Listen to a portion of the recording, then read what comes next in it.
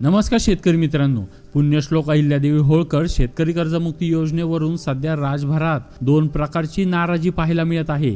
एकीकडे लाभार्थी यादीत नाव आलेल्या अनेक शेतकऱ्यांना ई-KYC आणि इतर तांत्रिक अडचणींना सामोरे जावे लागत आहे, तर दुसरीकडे नियमितपणे पीक कर्जाची परतफेड करणारे शेतकरी सरकारवर दुजा भावाचा आरोप करत आहे।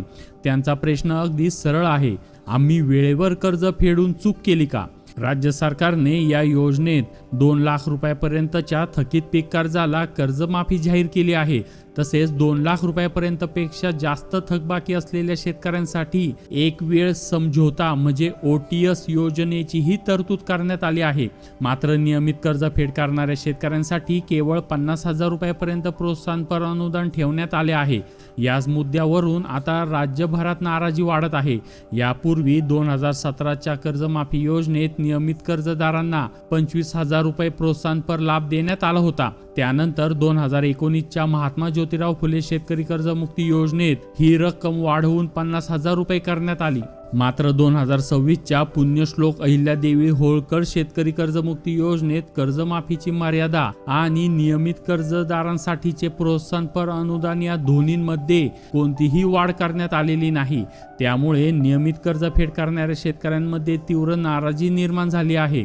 याच पार्श्वभूमीवर शेतकरी नेते डॉक्टर अनिल नवले आणि रविकांत तुपेकर यांनी नियमित कर्जदारांनाही 2 लाख रुपयापर्यंत प्रोत्साहनपर अनुदान द्यावे अशी मागणी राज्य सरकारकडे केली आहे। अनेक शेतकऱ्यांचे म्हणणे आहे की मागील काही वर्षापासून नैसर्गिक आपत्ती आणि कमी बाजारभाव तसेच वाढता उत्पादन खर्च यामुळे शेतकरी तोट्यात गेला आहे। तरी सुद्धा अनेकांनी व्याजाने पैसे आणून बँकेचे पीक कर्ज वेळेवर फेडले। अशा प्रामाणिक शेतकऱ्यांना केवळ 50,000 रुपयावर समाधान मानावे लागणे योग्य नाही अशी भावना व्यक्त केली जात आहे।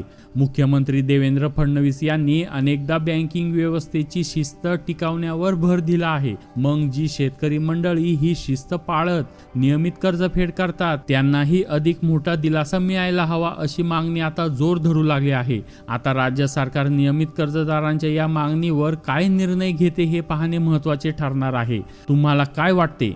नियमित कर्जफेड करणाऱ्या शेतकऱ्यांना 50,000 ऐवजी अधिक प्रोत्साहनपर अनुदान मिळायला हवे का?